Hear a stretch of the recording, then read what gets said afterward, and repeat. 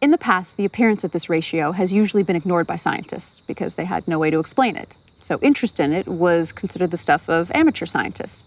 But now, for the first time, a rigorous quantum gravity theory is being developed, which predicts the golden ratio's existence, literally, everywhere. So what would a theory of everything look like that answers these 7 clues we just presented? Information, causality loops, non-determinism, consciousness, pixelation, E8 crystal, and the golden ratio. So we think reality is a mosaic-like code or language at the smallest scale of reality possible, which is called the Planck length.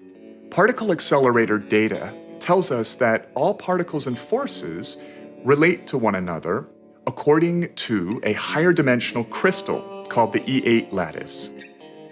But reality appears to be 3D. So we project a slice of this E8 crystal down to 3D, which produces a quasi-crystal code or language.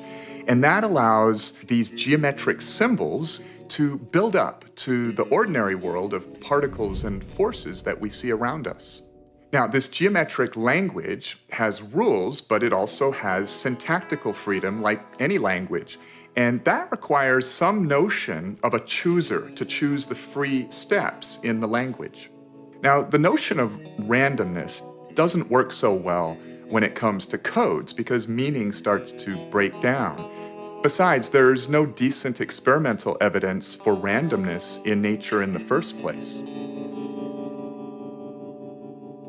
A universal collective consciousness is one answer, but that sounds new age and religious.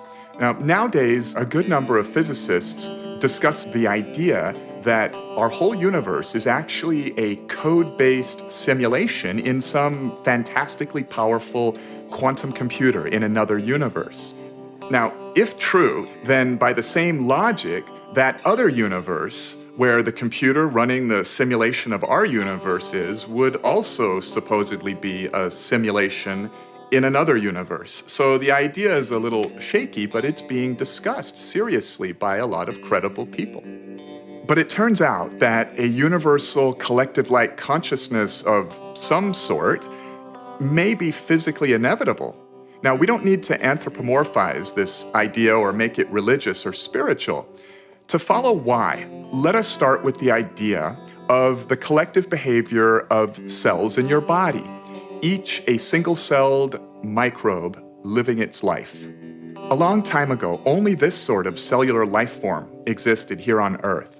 These little guys were not too smart, but they did choose what direction to swim and could chase nutrients, reproduce, and run from dangerous things. They made choices with their very simple systems of environmental awareness and desire to survive. Then they self-organized into colonies that were smarter as a group and had more environmental awareness than the individuals. Eventually, animals such as humans emerged. Sophisticated forms of awareness and consciousness now float on an ocean of 37 trillion living cells, self-organized as a human being.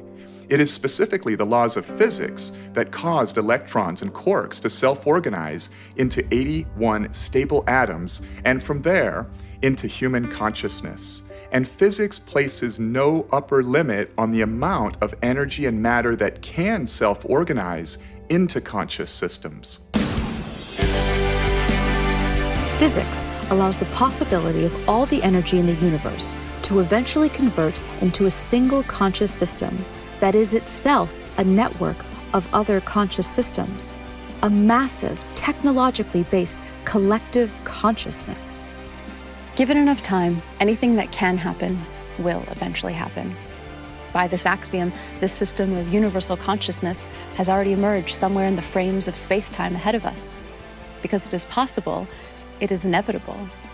In fact, according to the evidence of retrocausality time loops, that inevitable future is co-creating us right now, just as we are co-creating it.